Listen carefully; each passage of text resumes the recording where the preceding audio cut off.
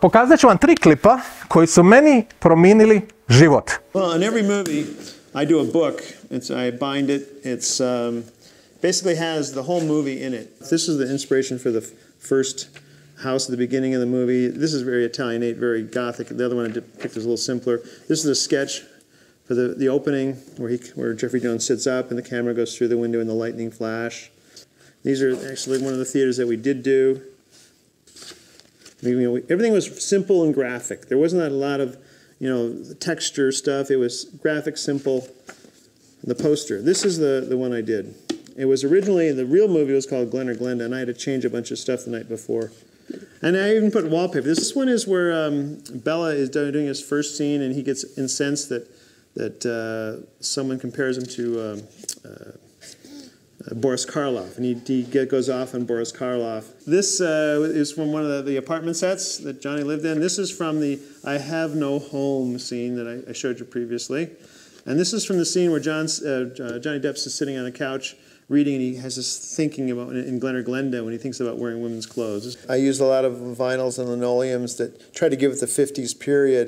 And we had one scene where Sarah Jessica Parker and Johnny had a scene in a kitchen, a 50s kitchen. And it was fun to make the little kitchen, but in the research I saw this really cool floor that they had, and I wanted to do a really cool floor for our set. Well, we looked around, we couldn't find any of that really cool linoleum, although I did come across a linoleum rug at Secondhand Rose in New York, and it was really expensive. I think it was $4,500 or something for a 9x12 rug.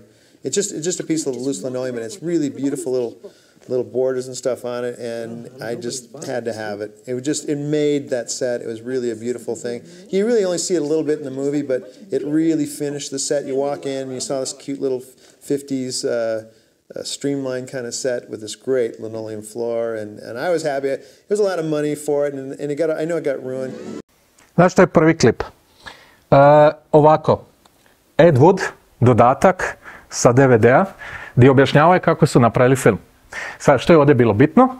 Bitno je to da lik ima knjižurinu u kojoj sve što je on production dizajnerski napravio utrpa. E sada, nije stvar u tome što je lik, očito dobar i sve to, nego je stvar u tome, znači 18 milijuna je košta taj film. Od 18 milijuna polovica je otišlo na Tim Burton i Johnny Deppa. I sad je ostalo ona druga polovica. U toj drugoj polovici, znači, ima 500 ljudi koje treba namiriti. Znači, taj lik je napravio onu knjižurinu za ko zna koliko par tisuća dolara. Kao ono, zašto? Zašto si toliko se potrudio za nešto što ono kao jedva plaćeno i di neće, evo, kupio je onaj ogromni tapet koji je košta preskupo, ali on je htio to imati unutra. Ka zašto? Moga si nabaviti bilo koje sranje, staviti unutra i niko neće onako obratiti pažnju. Zašto? Zašto si se toliko potrudio? Tako da eto, to je jedna misao. Ajmo dalje. You want to film tonight, Deepak? Yeah. You have to sign these checks. All right, here we go. Okay, now you are not going to give these checks away, right? Okay. I make the budget. I make the schedule. The crew needs to stick to the budget and stick to the schedule. You don't even buy a pencil in this office without me knowing about it. Like films to him are puzzles, and with money, time, personnel, like a kind of like a general. I control every single aspect of the filmmaking process, not creatively, but as far as financially is concerned. As they say, the buck stops here. I have been wrong before. Okay. What can I do? Can I just do it in two? Do I have to hear all the reasons why I can't?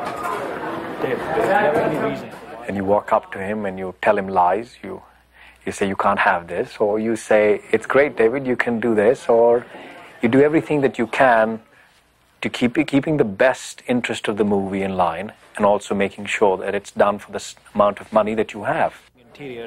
He has unlimited energy and enthusiasm, and he's a schemer. They're looking for a commitment from me now, and we're going to put ourselves in a position where you're not going to like it. You turn around and say, why the hell did you agree to it if you weren't comfortable with it? This puts us in a bad spot, because we want to be nice, but we don't want to be, stupid. He is very closely informed by me where we are heading. He keeps me very closely informed of what he needs and why he needs it. And a little bit of sacrifice from my end and a little bit of sacrifice from his end, and we've got a great show here.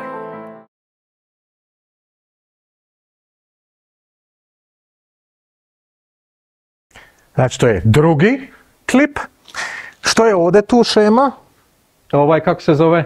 Znači, ogromna stigma stoji ogromna stigma je kod David Lyncha, zato jer svi misle da su njegovi filmovi nedokučivi, da taj lik nema pojma što radi i da je sve to samo nabacano, da bude nabacano zato jer imaju milijone i mogu si priuštiti.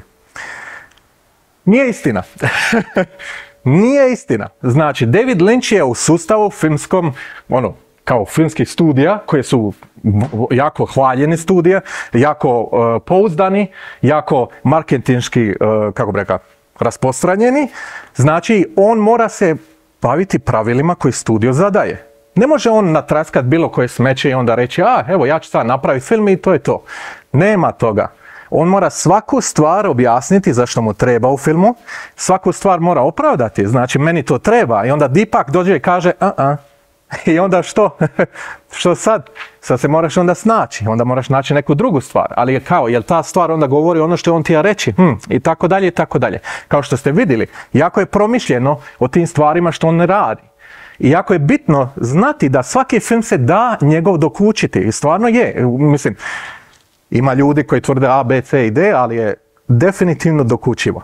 I kao što smo vidjeli, on se mora držati schedule-a, mora se držati budžeta i mora biti dosta informiran, to jest Deepak mora biti informiran što je na listi, što treba on nabaviti da taj film funkcionira. Tako da je to isto jedna stvar što je ono kao, ok. Još jedna stvar, ovo tu sam stavio, zašto? Zato je dvije prve izašao Mulholland Drive i u Mulholland Drive DVD-u su bili 10 pitanja koje treba odgonetnuti da bi se skužio film. Sada lik koji ne zna o čemu je film i on je to napravio samo instinktivno izbacivao iz sebe, čemu onda pitanja? Zašto si ta 10 pitanja ako nemaš pojma, brate, o čemu je? Ovi 10 pitanja odgovoriš, možeš dokučiti Mulholland Drive. Zato je stavljeno, zato je dano i nas navodi na razmišljanje da mi možemo to dokučiti. Zato je to.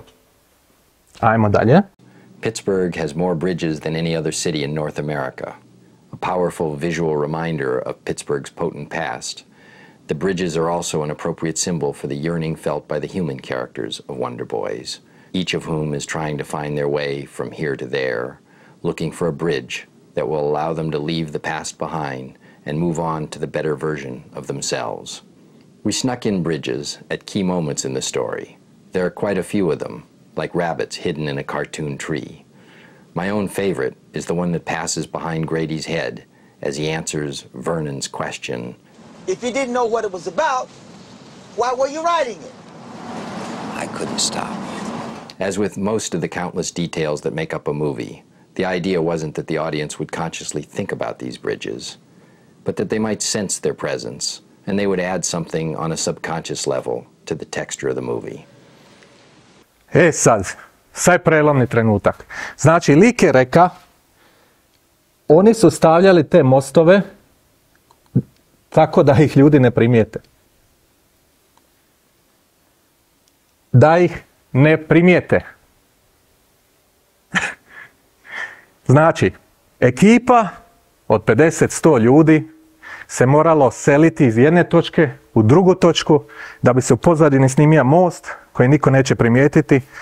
Ručak, smještaj, hrana, prijevoz. Sve se organiziralo da ti uhvatiš 8 sekundi nečega što niko neće primijetiti.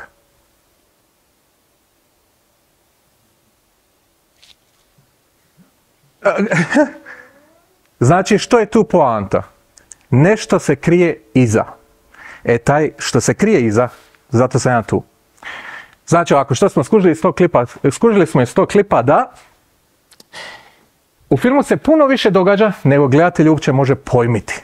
Znači, mi definitivno skužimo glavnu priču. On je došao, on je nju vara, on je ostavio, a sada ima novu curu, happy end. To smo skužili, svi smo to skužili. Ali zašto je ta priča bitnija od drugih priča? Zašto je ta priča drugačija od drugih priča? Zašto je ta priča bitna za ispričat? To niko ništa ne zna. Uglavnom, ovdje tu sam, evo. What does it matter what anybody thinks? Most people don't think. I tako se mi ponašamo prema filmovima. Mi gledamo, samo da gledamo, a ne da razumimo. Možemo i pogledati u nizu 6, nismo ništa ubrali. Ništa, mi smo vidjeli točku A, točku B, kraj, dobra gluma. Ali mi nismo ubrali o čemu je film. I sada, ovo je bitno. Znači, to što mi ne prepoznamo te mostove u pozadini, a oni prepoznaju, govori koliko oni imaju uopće prema nama određeni stav. Jer da su tili da mi te mostove prepoznajemo, onda bi to i naglasili. Pošto nisu, mi se moramo boriti da doznamo što to znači. Ovako, imam priču iz Marvela. Ova žena, Isabel Meyerhofer, je li ko zna? To, ja se nadam da ne znate, uglavnom. Znači, ona je head master VFX departmenta u Marvelu. Ona je top. Ona je glavni gornji dio koji kontrolira cijeli ispod segment. I ona je dobila Oscara i BAFTU i svega i svačega do svoje 30. godine. Ona se borila za tu nagradu krvnički. Tako da još ću to pričati, ali ajmo ovako. Ja sam bio na njezinom predavanju u Berlinu. Znači, ova flekica, to je ona. Da se lik maka, vidjeli bi bolje. Kako se zove, znači, ona je imala predavanje o tome kako ona postala taj headmaster i što se znači biti u Marvelu. Znači, kako postoji svijet kada živiš i radiš za Marvel. A to je noćna mora. Kako to izgleda? Oni ti naprave, znači njezini podanici naprave 20 sekundi klip, 15 do 20 sekundi, dođu u neku ogromnu dvoranu, njih 16 executivesa gledaju taj klip, skuže, ovo tu je loše, kanta, oni idu opet 2 sedmice, rade 20 sekundi i nakon 2 sedmice opet dođu u tu dvoranu, gledaju 20 sekundi, ovo je sranje, ajmo ponovo i tako dalje i tako dalje. Znači mislim, njoj je život horor.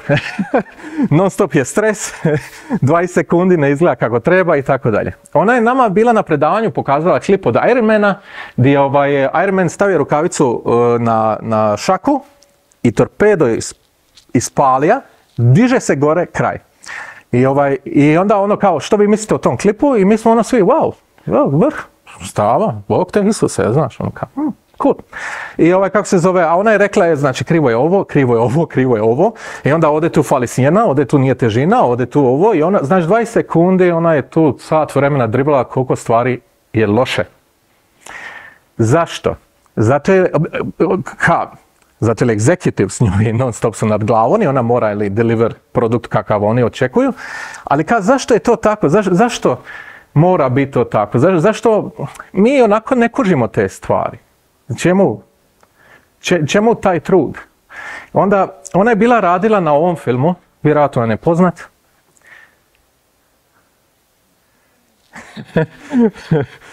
Nadam se da ste svi uživali u njemu, zato je ne, zajebam se. Uglavnom, znamo svi da je šrotel. I ono što je bitno istaknuti je ovo, da Optimus Prime je model koji se sastoji od 10.108 individualnih dijelova.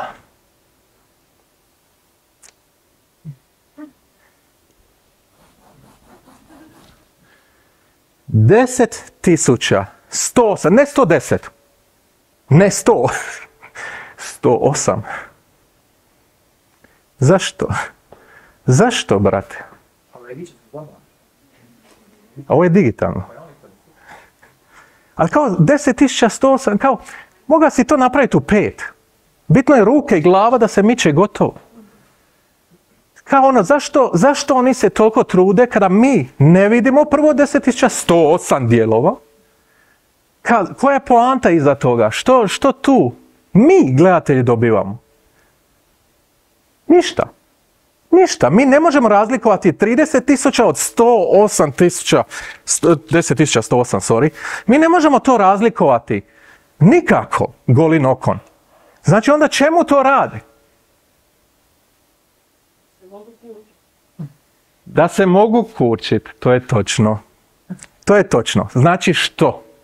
Ona ne radi to zato jer mi moramo ubrati foru, nego njezini drugi VFX kolege koji su napravili neko čudo od 10.000 dijelova i onda se ona došla sa 10.108 da da uskličnik na stvar.